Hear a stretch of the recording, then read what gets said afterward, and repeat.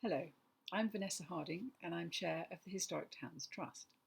In this short video, I'd like to explain what the Historic Towns Trust is and why I hope this will be of interest to participants in the All About That Place challenge. The Trust is a charity run by volunteer trustees. Mapping our shared history one town at a time sums up our mission to widen understanding and appreciation of the history and topography of British towns and cities. We do this by producing beautiful and fascinating maps and atlases in partnership with local historians, geographers and archaeologists. Through educational and outreach activities, for example by developing teaching materials for schools and giving public lectures, we share how historical maps can help us to understand and value the urban past and potentially improve the present. Our publications are used by individuals, in schools and universities, and by community groups. Our commitment to a shared history of place aligns us with the Society for One Place Studies and the British Association for Local History, and reaches out to the genealogy and family history community. We're very keen that people should use the maps and atlases that we produce in as many ways as possible, and several other trustees have posted videos in this challenge on particular projects or approaches to historical map making. Our cartographic editor, Giles Darks, has posted a video on how we ourselves make maps of the past. Look for the name Historic Towns Trust or our logo in the list of talks and speakers. We create and publish folding maps and atlases, each focusing on one or more towns or cities, and here are some of them.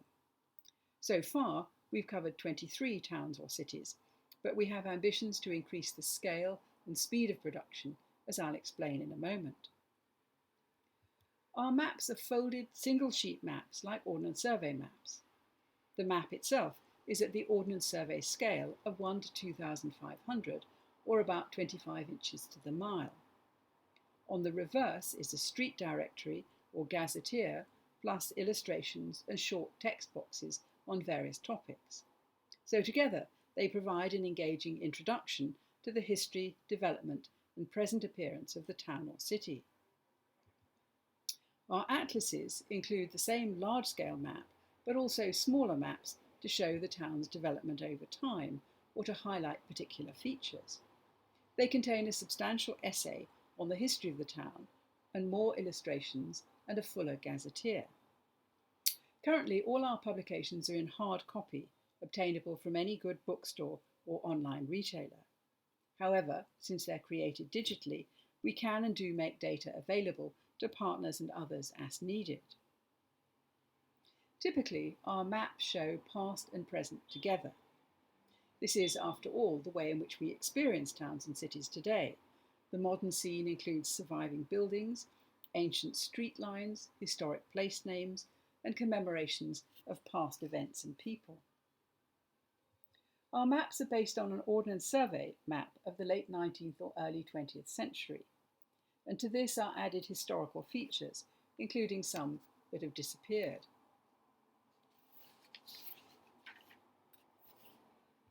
The large scale of 1 to 2,500 allows us to show major buildings in detail where this is known, as well as city and parish boundaries. The key or legend explains what each of the symbols and colours means.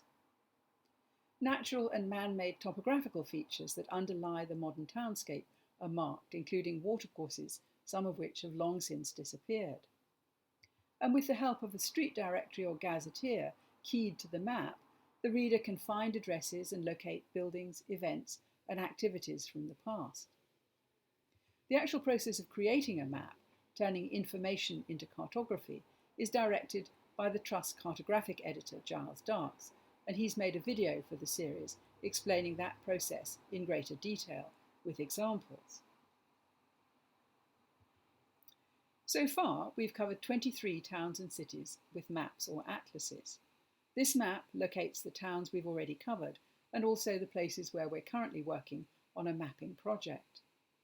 If as a result of this talk you learn that there is already a map of the town you're interested in, you'll hardly need me to urge you to go out to find it or to tell you how you might want to use it. But I'd also like to encourage you to see how our maps can help you to compare and contrast and to reflect on events and influences that have shaped the towns and cities we inhabit today. All About That Place and One Place studies are definitely enhanced by knowing more about other places. You don't necessarily need our maps for this, of course, but this is where the consistency of style and scale really helps. You can take any of our maps and compare it directly with any other to find common themes as well as unique features. So examples of this might include, as here, the medieval proliferation and subsequent decline of churches in York and Winchester, or the impact of industrialisation on Swansea and Coventry, or the dominance of the university in Oxford and Cambridge. The more maps and atlases we create, the greater the possibility of fruitful comparison, and there are many more thematic connections to be made. Planted towns, port towns, seaside towns and resorts, towns of a particular region. We're now on our 4th Yorkshire town, for example. And as well as comparing British towns, we can also look beyond our shores.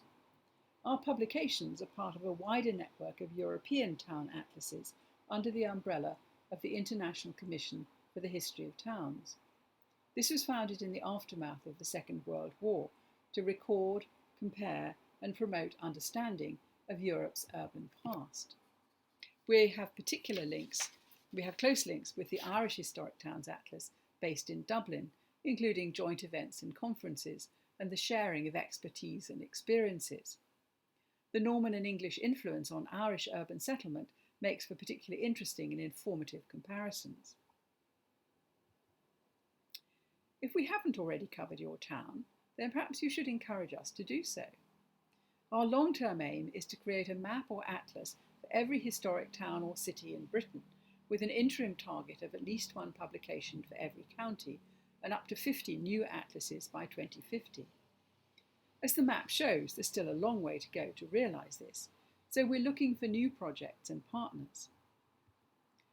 All of our maps and atlases are the product of local collaborations and rely on local expertise and enthusiasm. The Trust can offer some start-up funding, provide the cartographic expertise, and coordinate the production and distribution of the map or atlas, but most of the work is done by a local group. Their knowledge and research contribute the information to be mapped, and they lead the fundraising for their map or atlas, as well as planning ways in which it might be used, for example, in local schools. We've successfully partnered with a variety of organisations, including archaeological trusts, civic societies, and local history and archaeology groups and societies to produce these maps and atlases. We'd be interested to work on almost any historic town in Britain, and we take a number of criteria into consideration. The most important is the existence and enthusiasm of local partners who will drive things forward. There's a particularly strong case to be made for towns in parts of Britain not so far well covered, and in areas on the levelling up agenda. We worked with bodies in Hull and then Coventry to produce maps for their years as UK City of Culture, and would like to do the same for future candidates for that status. Elsewhere, there may be particularly important anniversaries coming up for which a historical town map or atlas would be appropriate. Effective fundraising, the potential for sales, and our own capacity for production are vital considerations for the viability of any project, but we believe in being ambitious. We've taken steps to ensure that our organisation and activity can expand over the coming years. Our own challenge is to broaden our audience, engage with new partners, and increase our influence and impact. If we can gain the interest, enthusiasm, and engagement of local historians like you, we're confident that we can do so. For more information about the Trust, what we've achieved so far, and what we hope to achieve, please do visit our website. There's information there on what's involved in making a map or atlas and how partnerships work. Several of our earlier publications are available for free download. We'll issue a newsletter later this year. and subsequently and thereafter. And of course, we always post latest news on the website and social media. Please don't hesitate to get in touch with us, and thank you for listening.